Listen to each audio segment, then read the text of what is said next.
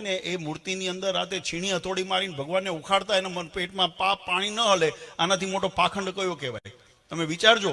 આ બધી પ્રવૃત્તિઓ આજે જગતની અંદર થઈ રહી છે. મોઢે તો મોકે પોપટની જેમ વખાણ કરે, સર્વોપરી ઉપાસના છે ને સર્વોપરી દ્રઢતા છે ને ભગવાનની આજ્ઞા ભક્તિની વાતો, અને એ ભગવાનના સ્વરૂપોને અડધી રાતે ભગવાન પોઢી ગયા હોય પછી ખડકારોય ન કરાય, એની અંદર પ્રવેશ ન કરે, એના બદલે છીણી હથોડીની રાતે ઉખાડી લે ભગવાનને કોઈ વિધિ કર્યા વગર.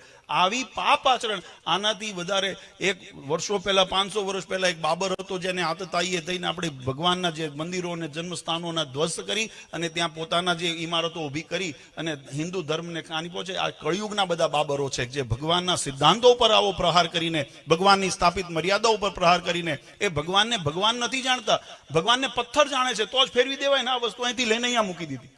આ નિર્જીવ જાણે છે એટલે આ પરિવર્તન કરી શકે. જો સજીવ જાણતા હોય ને તો આવો દ્રોહ. આ કેમ આપણે કહેવું પડે છે? કારણ કે કળિયુગની અંદર આવા ડગલે પગલે